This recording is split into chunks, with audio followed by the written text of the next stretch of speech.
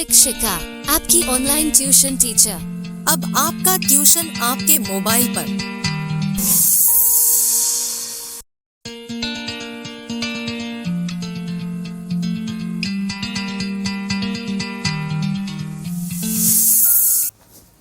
Hello बच्चों, आज हम लोग पढ़ेंगे पार्ट 3, विषय गणित है, कक्षा 4 का। आपका सब नाम है क्या पाठ का? भोपाल की सैर।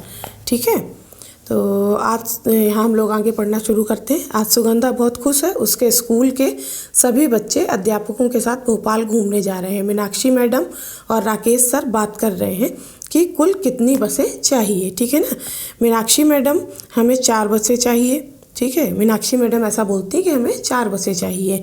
तो राकेश सर क्या बोलते हैं? मुझे लगता है 5 की ज़रूरत पड़ेगी। ठीक है, मीनाक्षी मैडम क्या बोलती हैं? हर बस में 50 सीटें हैं।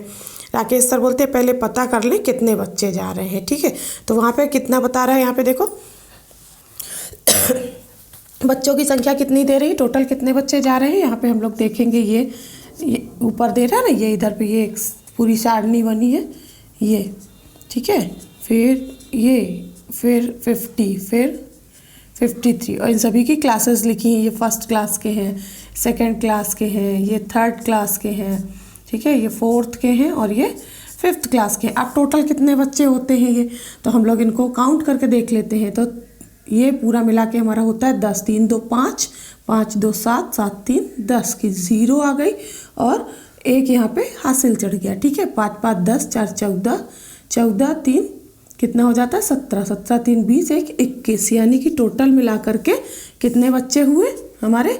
210। तो यानी सैर पे जाने वाले, भोपाल की सैर पर जाने वाले कितने बच्चे हैं? टोटल 210 बच्चे हैं। ठीक है, अब चूँकि 50 बच्चे एक बस में आ सकते हैं मीनाक्षी मैडम के हिसाब से। ठीक है, तो यहाँ पर कुछ सवाल पूछे जा रहे हैं। तो कुल मिलाकर कितने बच्चे जा रहे हैं? तो पहले फिल इन द ब्लैंक्स में आप लोग भरेंगे, पहले खाली स्थान में 210 बच्चे। ठीक है, फिर उसके बाद बोल रहे हैं अगर उन्हें 4 बसें मिलती हैं तो कितने बच्चे बैठ पाएंगे? अगर 4 बसें मिलती हैं तो कितने बच्चे बैठेंगे? हर एक बस में 50 बच्चे आ सकते हैं। ठीक है, हर एक बस में 50 बच्चे आ सकते हैं। तो यदि हमको 4 बसें मिली हैं तो हम इसमें 4 का मल्टीप्लाई कर देंगे 4 का। ठीक है, 4 का गुणा कर देंगे तो 4 की 0 के साथ गुणा होगा तो 0 ही आएगा, और 4 पंचे कितना होता है हमारा? 20। मतलब कितने बच्चे जा पाएंगे? यदि 4 बसें हमें मिलती हैं तो पूछ रहा है कितने बच्चे बैठ पाएंगे? 200 बच्चे बैठ पाएंगे। ठीक है,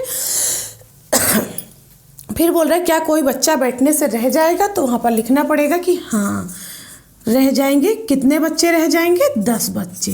ठीक है, कितने बच्चे रह जाएंगे? 10। ठीक है, 10 बच्चे बैठने से रह जाएंगे। फिर वो बोल रहे हैं यहाँ पे देखो, यहाँ पे वो लोग उसके लिए एक ट्रिक बता रहे हैं। थोड़े से बच्चों के लिए हम एक और बस तो कर नहीं सकते। ठीक है, तो यहाँ पे क्या बता रहे हैं? हम सब मिलजुल कर बैठ जाएंगे। अब इसी में आगे आपको दे रहा है बसों के इंतज़ार में। बसों के इंतज़ार में सारे बच्चे बैठे थे। तो यहाँ पे क्या हो रहा है? साहिबा, किसी बच्ची का नाम है, बच्चे आपस में बात कर रहे हैं।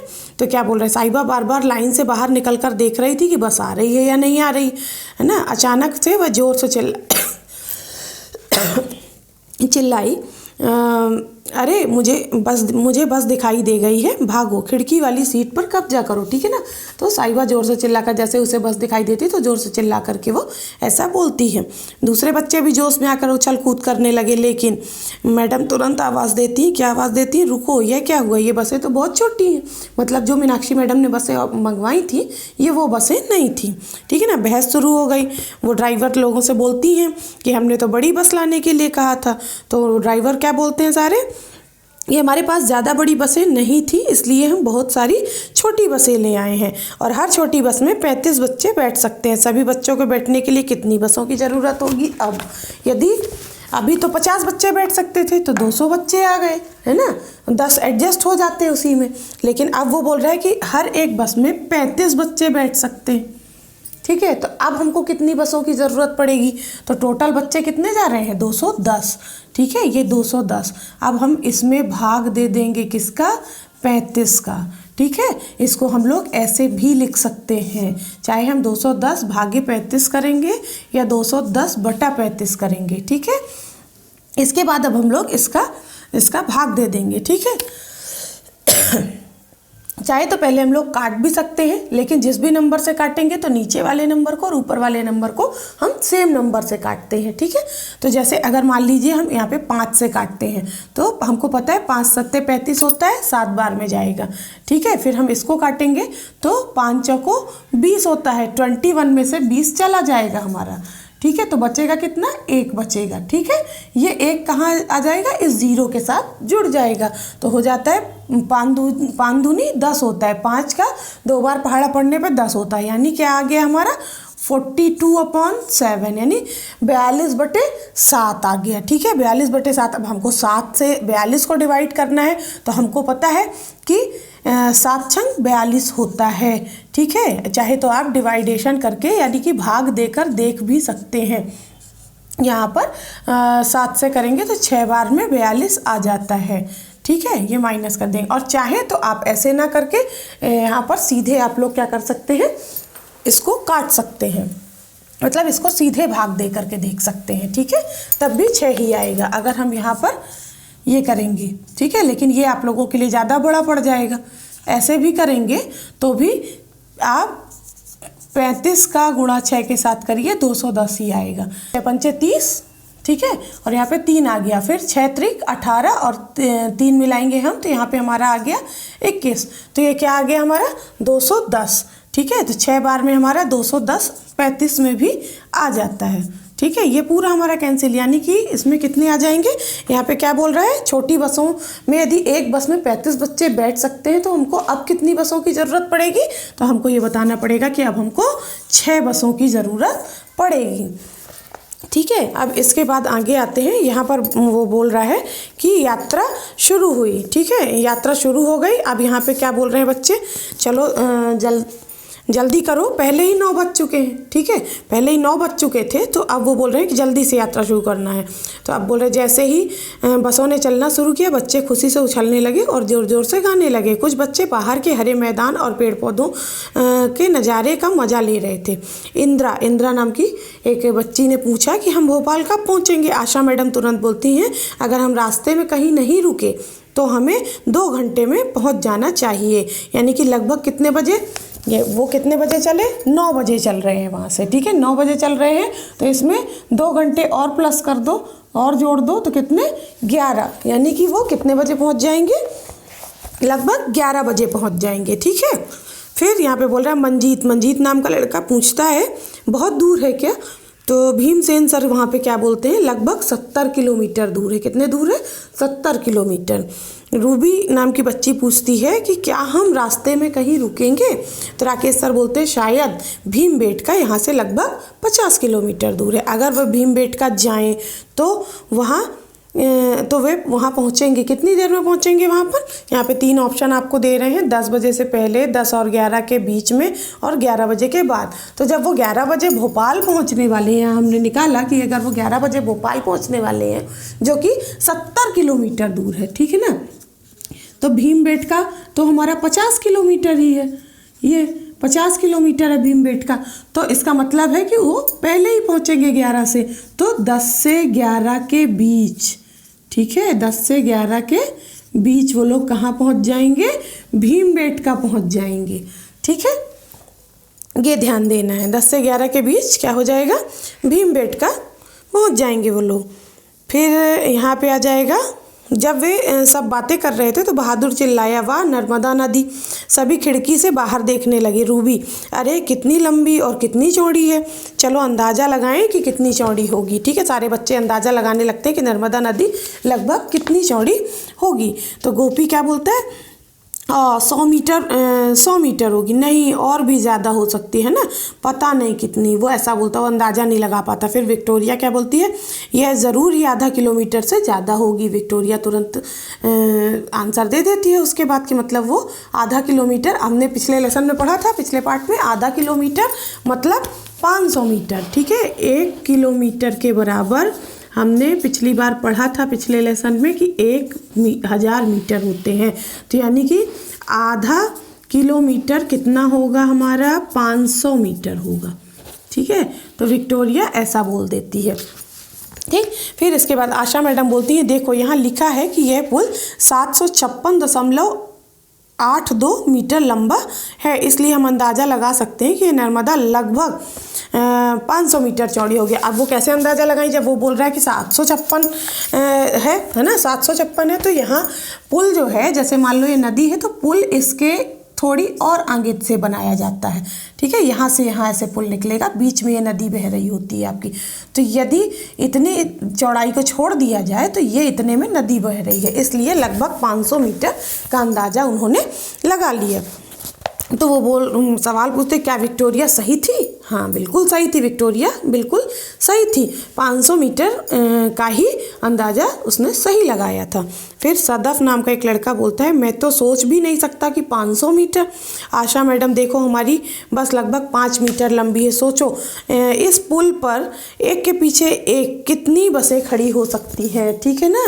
तो यहाँ पर वो क्या बता रहे हैं, यहाँ पे हम लोग देखेंगे अभी कि कितनी सारी बसें खड़ी हो सकती हैं पुल में, यदि हमारी एक बस 5 मीटर लंबी है तो, है ना। वो बोल रहा है कि नदी की चौड़ाई कितनी होगी, लगभग 500 मीटर, ठीक है। और यदि बस की चौड़ाई कितनी होगी, 5 मीटर, ठीक है। तो कितनी बसें खड़ी हो सकती हैं, तो हम यहाँ पे उसको निकालने के लिए क्या करेंगे, 500 भागे 5 करेंगे, ठीक है। और इधर पे हम इस तरीके से इसको भाग देकर देख लेते हैं। ये 5 से देंगे तो 5 एक्का 5 आ जाएगा इधर पे, और मैं इसको माइनस करेंगे तो ये कैंसिल। फिर इधर पर 0 उतर आएगा, फिर 0 से भाग देते हैं, किसी भी संख्या का 0 में भाग देंगे तो 0 ही आता है, ठीक है।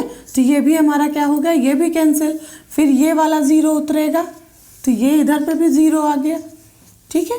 तो यहाँ पे हमारा क्या हो गया, यानी कि हमको कितनी बसों की ज़रूरत पड़ेगी, 100 बसों की। यानी अगर हम 5 मीटर लंबी बसों को एक के पीछे एक लगाते हैं तो लगभग हमें 100 बसों की ज़रूरत पड़ेगी 500 मीटर की चौड़ाई को नापने के लिए।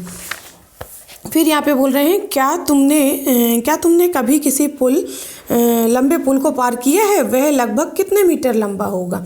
तो यदि पार किया है तो वहाँ पे आपको लिखना पड़ेगा कि हाँ, और ऐसे ही जैसे विक्टोरिया ने अंदाज़ा लगाया कि ये लगभग आधा किलोमीटर होगा, तो आपके हिसाब से जिस पुल की लंबाई आपने तय की है तो उस पुल की कितनी लंबाई रही होगी, कितने मीटर रही होगी, उसका अंदाज़ा लगा के आप लोगों को यहाँ पर लिखना है।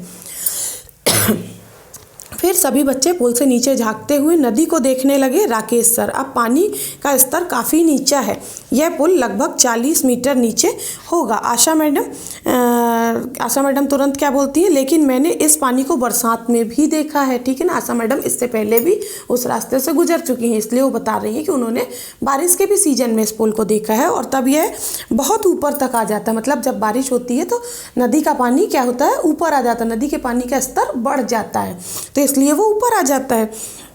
फिर बोल रहे हैं कि तब तो यह पुल से लगभग 15 मीटर नीचे था, मतलब अभी 40 मीटर नीचे है, लेकिन बारिश के दिनों में ये लगभग 15 मीटर नीचे बस रह जाता है पुल से, है ना।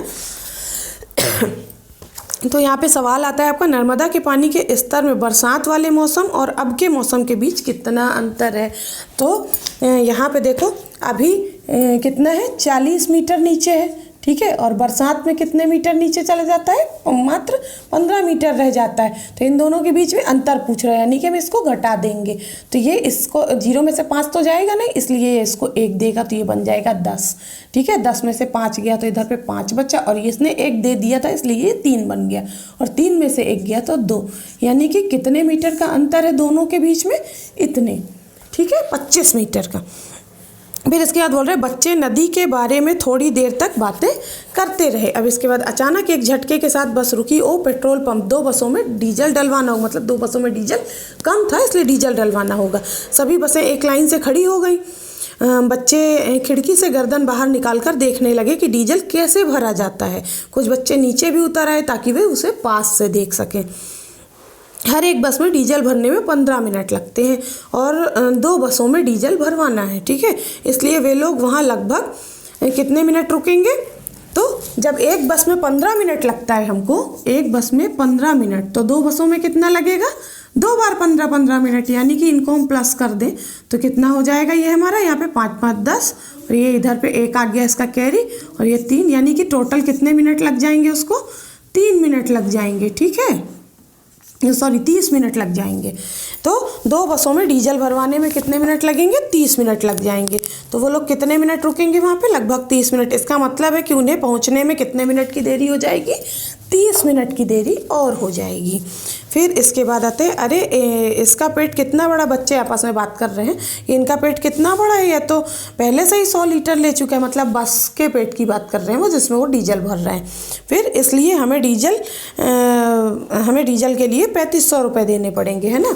तो वो बोल रहे हैं चित्र में देखो 1 लीटर डीजल की कीमत मालूम करो। अगर 100 लीटर, यहाँ पे बोल रहा है कि 100 लीटर डीजल भरा था उन्होंने और पैसे उनको कितने देने हैं? 3500 रुपये देने हैं, ठीक है। तो यहाँ पे वो बोल रहा है कि 1 लीटर कितने का होगा, तो हम यहाँ पे क्या करेंगे? 3500 और उसके बटे में 100 लिख देंगे और ये 0 से दोनों 0 कैंसिल, यानी कि 1 लीटर के बराबर क्या आ जाएगा? 35 रुपये।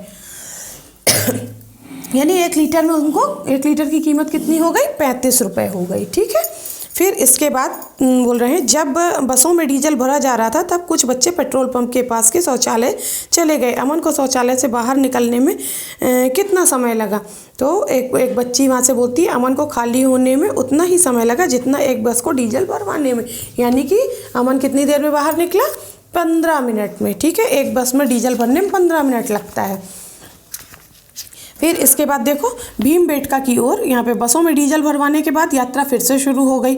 अब बच्चों को यह बताया गया है कि वे पहले भीमबेटका में रुकेंगे। तो अंजन नाम का लड़का बोलता है भीमबेटका क्या है, ठीक है। तो रैना मैडम उसको बताती है कि यह एक जगह है जहाँ बहुत सारी गुफाएं हैं और गुफाओं में चित्रकारी की गई है जिन्हें 10,000 साल पहले बनाया गया था, ठीक है। यानी कि ये गुफाएं कब बनाई गई थी? लगभग 10,000 साल पहले। तो सुमोंतो नाम का एक बच्चा बोलता है 10,000 साल, मैं तो 1,000 साल के बारे में भी नहीं सोच सकता। तो गोपी क्या बोलता है? ओ 1,000 साल तो बहुत होते हैं, मैं तो 100 साल के बारे में भी नहीं सोच सकता। तो वो क्या बोल रहा है? गौरी नाम की लड़की बोलती है मैं 100 साल के बारे में सोच सकती हूँ क्योंकि मेरे पिताजी की दादी माँ 100 साल की हैं। उसके पिताजी की दादी माँ यानी कि उसकी परदादी, वो कितने साल की है? 100 साल की हैं। तो वो बोलती है कि मैं 100 साल के बारे में सोच सकती हूँ। तो मंजीत क्या बोलता है? इसका मतलब ये गुफाएँ लगभग 100 परदादी माँ जितनी पुरानी है ना। 10,000 निकालने के लिए क्या करना पड़ता है? वो उसके कहने का मतलब ये हो गया कि उसकी दादी माँ की उम्र कितनी थी? परदादी माँ की 100 और 100 परदादी माँ और हो जाए उसी तरीके की, तो कितना आ जाएगा यहाँ पर? 10,000 साल, ठीक है ना। तो ये इस तरीके से हिसाब लगा रहा था, ठीक। फिर सारे बच्चे हंसने लगे, ठीक है। फिर बच्चे गुफाओं में की गई चित्रकारी देखना चाहते थे। लगभग 11 बजे वे भीमबेटका पहुँचे, ठीक है। और 11 बजे जब वो पहुंचते हैं तो वहाँ पर शंकर क्या बोलता है? इस चित्र में बहुत बड़े बड़े सांड बने हुए हैं। अरे मुझे एक बात सूझी है, इन चित्रों में मैं सांडों को गिनता हूँ और तुम लोग हिरणों को गिनो। तो बोनोमाला वो क्या बोलती है कि मैं लोगों को गिनती हूँ। उसमें कुछ व्यक्तियों के भी चित्र बने हुए थे, तो बोलती है कि मैं उन लोगों को गिनती, देखते हैं कौन ज़्यादा है, सांड, हिरण या लोग, ठीक है। तो उसने कितने सांड गिने ये हम अभी यहाँ पे आपको दिखाते हैं।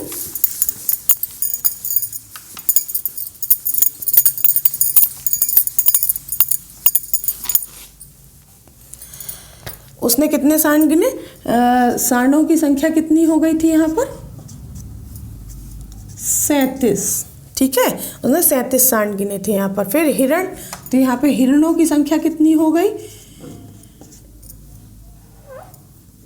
ये हिरण कितने हो गए यहाँ पर? उसने गिने 117, ठीक है। फिर इसके बाद यहाँ पर सांड से हिरण कितने ज़्यादा है सवाल आता है, ठीक है ना।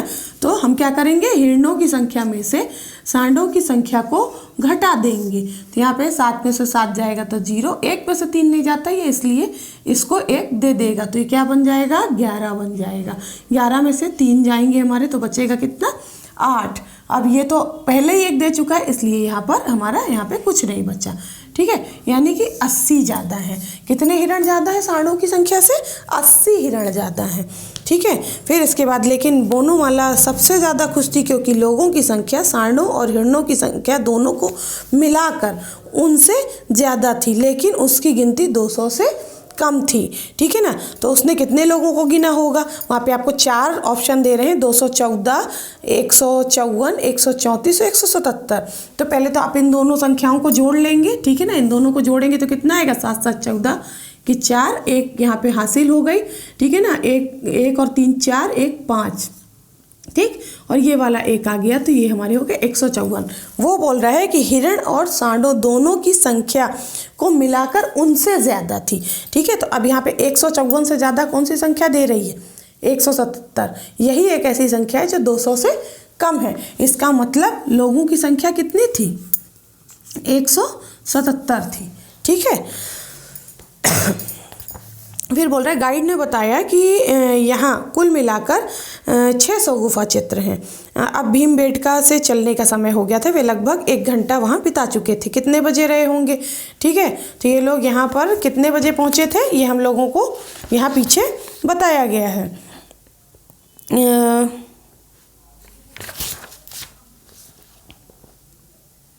11 बजे, ठीक है। 11 बजे वो लोग कहाँ पहुँचे थे, भीमबेटका पहुँचे थे। तो अब 1 घंटा बिताने के बाद कितना समय वो लोग वहाँ पर बिता चुके होंगे, यानी कि कितने बजे होंगे, तो अब 12 बज गए होंगे 1 घंटा बिताने के बाद।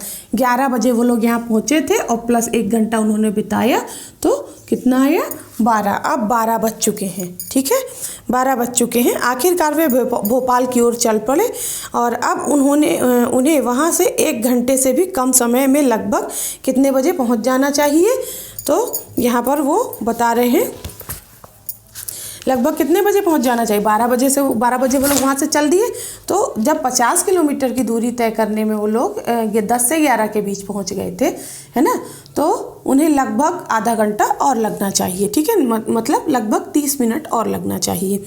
फिर इसके बाद भोजन का समय, बच्चों को अब भूख लग चुकी थी, इसलिए उन्होंने अपने अपने खाने के डिब्बे खोल लिए। बिस्कुट, संतरे और केले भी सभी बसों में बांटे गए, ठीक है, स्कूल की तरफ से संतरे, बिस्कुट और केले बांटे गए।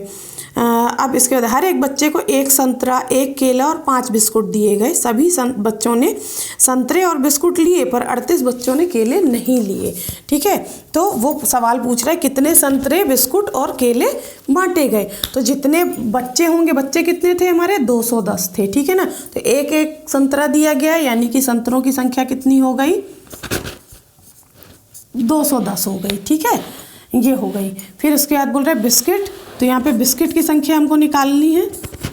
ये हमने किया बिस्किट, ठीक है। बिस्किट की संख्या कितनी होगी, 210 बच्चों में बिस्किट बांटी गई, कितनी कितनी, 5 5, ठीक है। तो हम इससे 5 का गुणा कर देंगे। 5 का 0 से किए तो 0, 5 1 कम 5 और 5 दूनी 10, यानी बिस्किट की संख्या कितनी हो गई, 1050। अब इसके बाद वो बोल रहा है कि केले, 1 केले भी बांटे गए। 210 बच्चों में से 38 बच्चों ने नहीं लिया केला, ठीक है।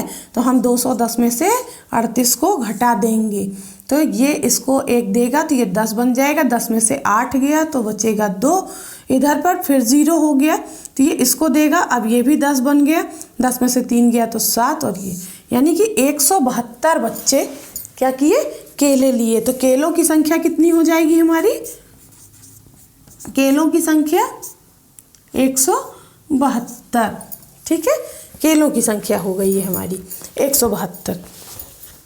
अब इसके बाद हम लोग आगे का देखते हैं, ठीक है।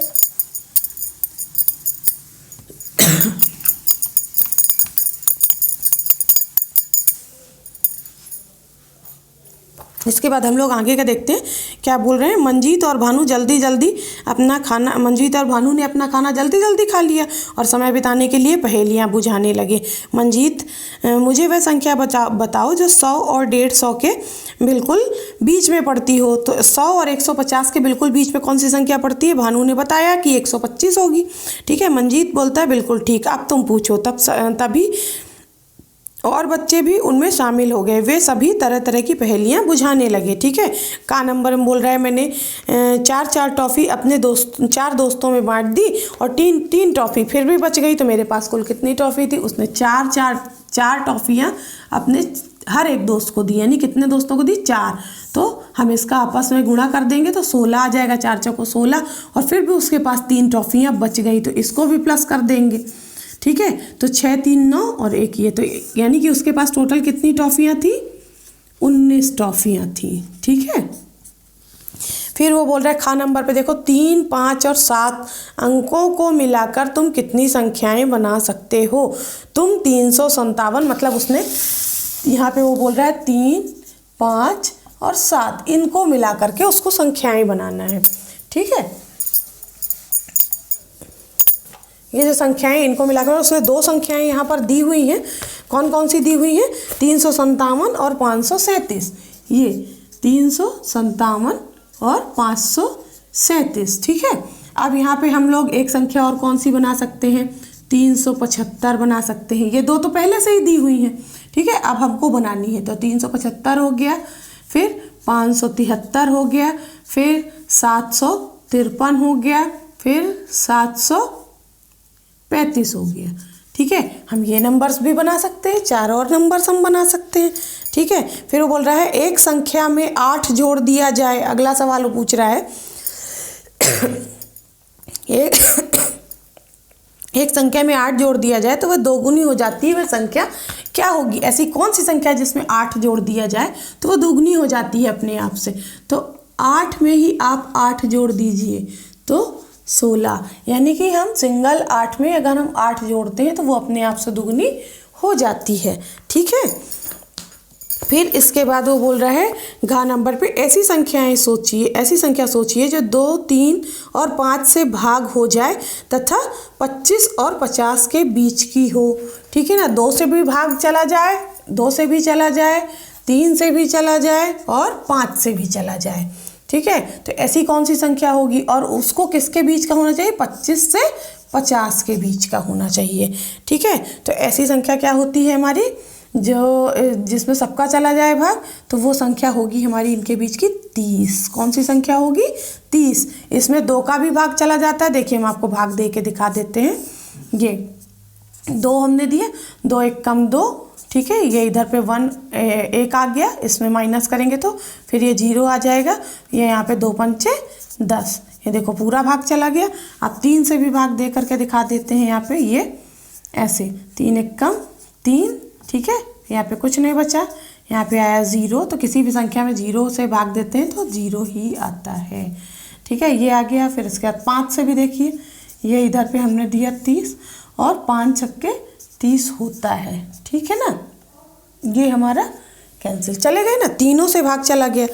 तो अब इसके बाद वो बोल रहा है अगला सवाल अपना वो पूछ रहा है। ठीक है, अगला सवाल में क्या पूछता है ये अभी हम लोग पढ़ते हैं।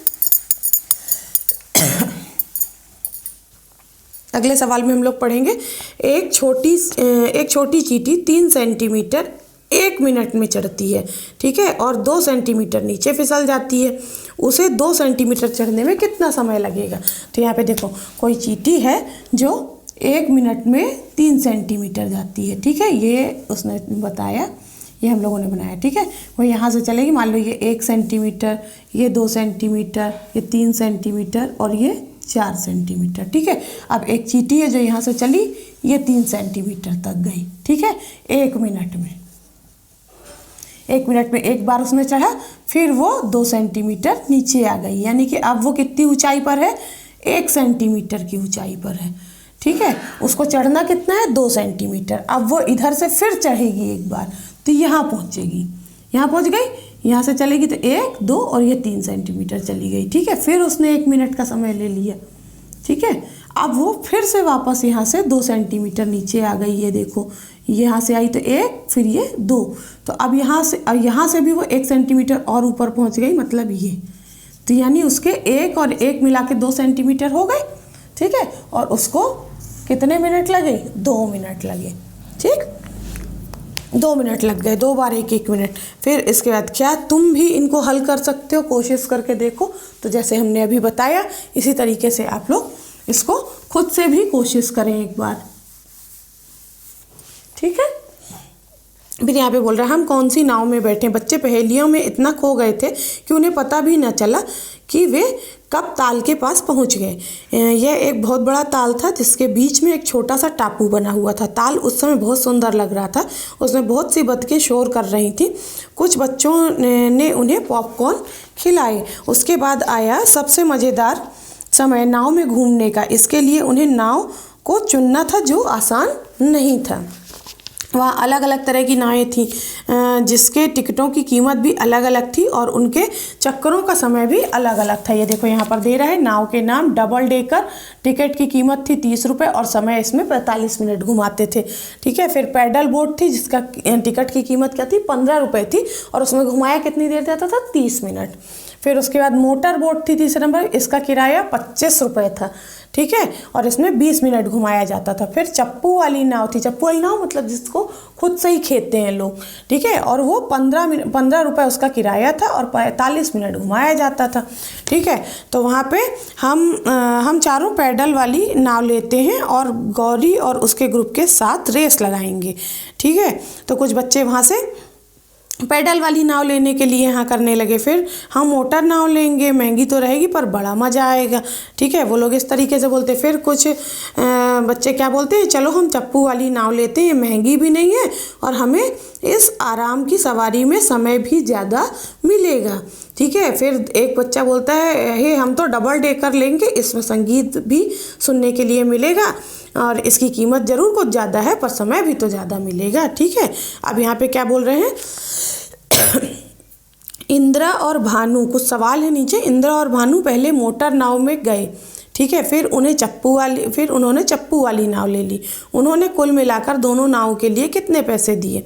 ठीक है, पहले इंदिरा और भानु ने पहले मोटर वाली नाव ली, तो मोटर वाली नाव की कीमत कितनी थी, 25 रुपये। ठीक है, एक बच्चे की थी। ठीक है, और 2 लोग गए इसलिए 25-25 मिला लेंगे, हम प्लस करेंगे। ठीक, तो यहाँ पे हम 25 और 25 को मिलाएंगे तो कितना आ जाएगा हमारा, 5 5 10, ये आया 10 का 0 उधर आया, 1 इधर कैरी हो गया, 2 2 4 1 5, यानी उन्होंने कितने रुपए दिए, 50 रुपये ये दिए इसके। फिर वो बोल रहे हैं कि उसके बाद उन्होंने चप्पू वाली भी नाव ले ली, तो चप्पू वाली नाव हर एक बच्चे की कीमत 15 रुपये थी। 15 + 15 तो यहाँ पे हमारा आ गया 30 रुपये।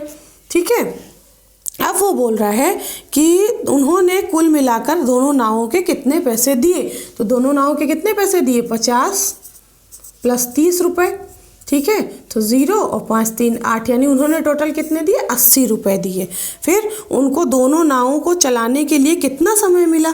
ठीक, तो पहली बार में उन लोगों को पहली नाव के लिए कितना मिला, 45 मिनट।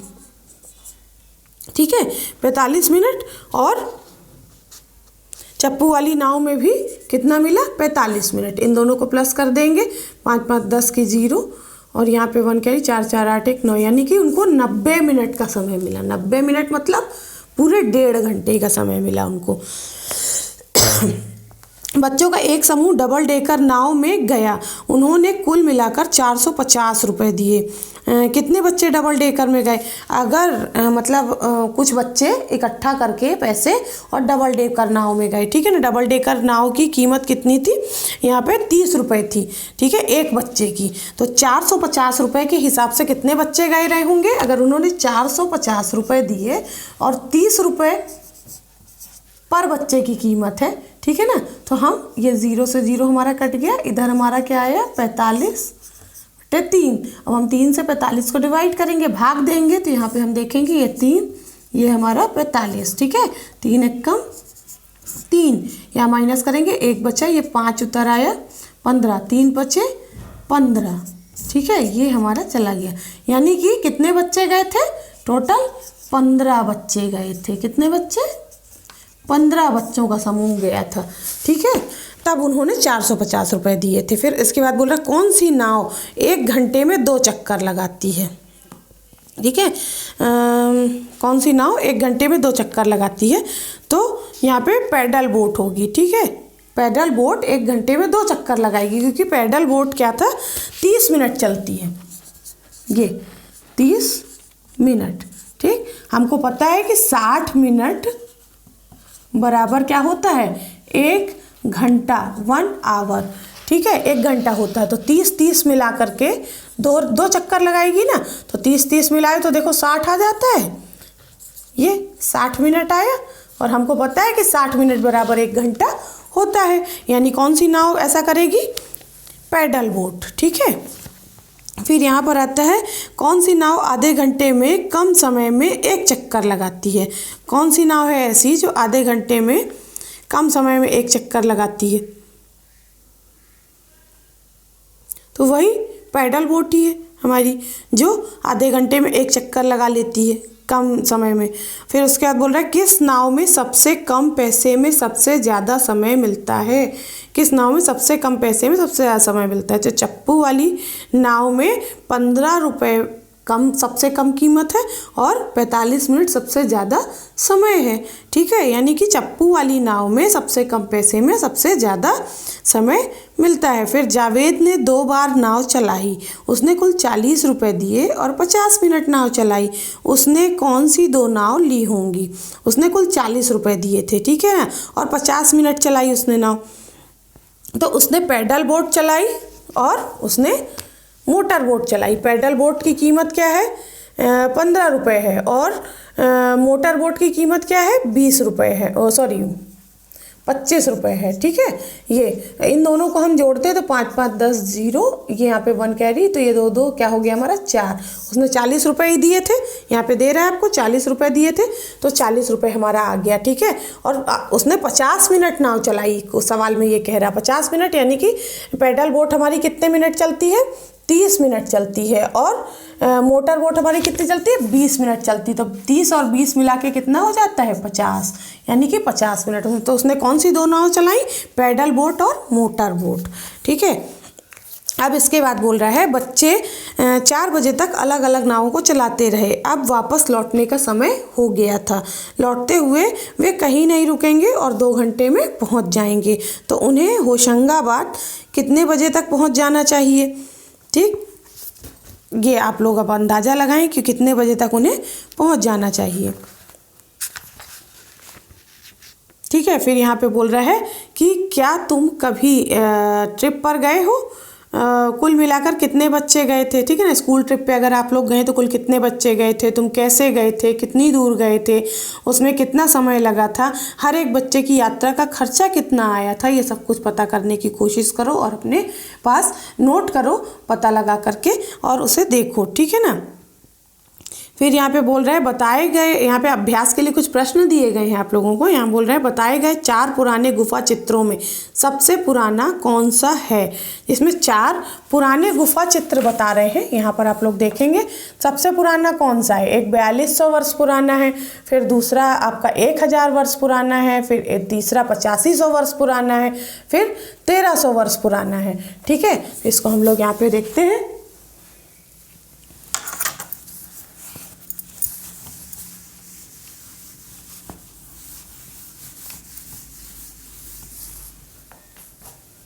ये देखिए आप लोगों को यहाँ पर 4 ऑप्शन दिए गए हैं। पहला ऑप्शन आपका 4200 वर्ष, ठीक है। दूसरा ऑप्शन आपका दे रहा है यहाँ पे 1000 वर्ष, ये। फिर इसके बाद 8500 वर्ष, ठीक है। फिर इसके बाद आता है 1300 वर्ष, ठीक है। अब इसमें से कौन सबसे ज़्यादा पुराना है, ठीक है, सबसे ज़्यादा पुराना कौन सा है, तो हम इस पे टिक करेंगे। 8500 वर्ष सबसे ज़्यादा पुराना कौन सा होगा, 8500 वर्ष पुराना। फिर वो बोल रहा है एक बस में 48 बच्चे जा सकते हैं, तो 3 बसों में लगभग कितने बच्चे जा सकते हैं। एक बस में, यदि ये पहले का हो गया, दूसरा देखेंगे। दूसरे में वो पूछ रहा है कि एक बस में 48 बच्चे जा सकते हैं, तो दूसरे लगभग 3 बसों में कितने बच्चे जा सकते हैं। आपको पहला ऑप्शन यहाँ पे दे रहा है 100 बच्चे, दूसरा दे रहा है 200 बच्चे, और तीसरा दे रहा है 150 बच्चे। तो हम यहाँ पे इसको करके देख लेते हैं। यहाँ पे देखिए आपको जब निकालना होगा तो 48 बच्चे एक बस में जा सकते हैं, तो पूछ रहा है 3 बस में कितने जा सकते हैं, तो हम 3 का इसमें गुणा कर देंगे।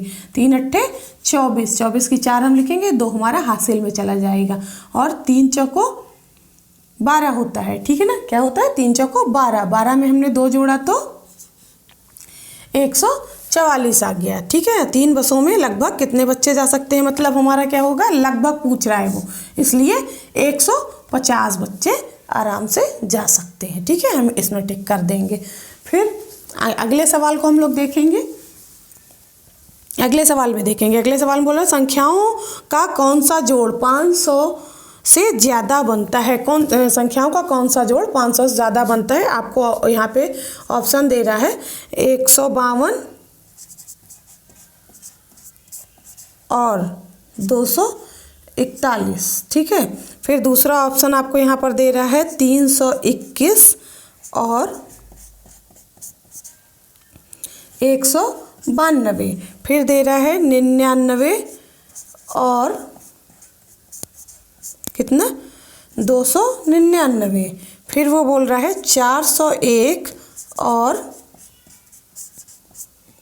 91, ठीक है। और उसने पूछा है 500 से ज़्यादा किसका जोड़ बनेगा, ठीक है। 500 से ज़्यादा किसका बनेगा, तो हम यहाँ पर इसको जोड़ करके दिखा देते हैं आपको। देखिए पहले वाले को जोड़ते हैं अगर हम, तो ये इधर पे हमारा आया, ठीक है। इस तरीके से 2 1 3 हो जाएगा, 5 4 9 हो जाएगा। फिर यहाँ पे 2 1 3, ये तो 500 से ज़्यादा नहीं बना। फिर अगले को देखते हैं, यहाँ पे बोल रहा है 321 और अगला बोल रहा है 192। इसको जोड़ते हैं, 2 और 1 3 हो गया। फिर 9 और 2 11 का 1 आएगा, 1 यहाँ कैरी हो गया और 3 2 5 यानी 513। तो अब हमें आगे करने की ज़रूरत ही नहीं, क्योंकि हमारा तो आ गया 500 से ज़्यादा ही इसका जोड़ बनता है। इसका मतलब हम दूसरे वाले को टिक कर देंगे, ठीक है। दूसरे वाले को टिक कर देंगे।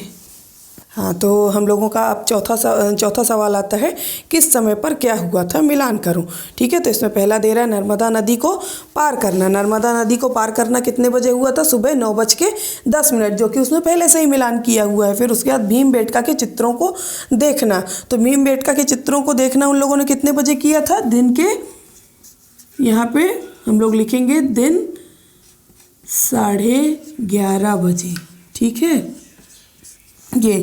फिर अगला आता है पेट्रोल पंप पर। तो पेट्रोल पंप पे वो लोग कितने बजे पहुंचे थे? यहाँ पे हम लोग देखेंगे सुबह 9:30 बजे, ठीक है। पेट्रोल पंप पे सुबह, यहाँ पे हम लोग लिखेंगे सुबह 9:30 बजे, ठीक है। फिर उसके बाद आता है तीसरा आप लोगों का ताल पर बोटिंग। ताल पर बोटिंग उन्होंने किस समय की थी? शाम 3 बजे, ठीक है ना। हम लोग यहाँ पे क्या लिखेंगे? ऐसे लिखेंगे शाम 3 बजे। फिर उसके बाद आता है दिन का भोजन। दिन का भोजन उन्होंने कितने बजे किया था? 12:30 बजे। यहाँ पे हम लोग लिखेंगे दोपहर 12:30 बजे, ठीक है। फिर इसके बाद आता है होशंगाबाद वापसी। होशंगाबाद वापसी कब हुई? शाम 6 बजे, ठीक है ना। तो यहाँ पे हम लोग क्या लिखेंगे?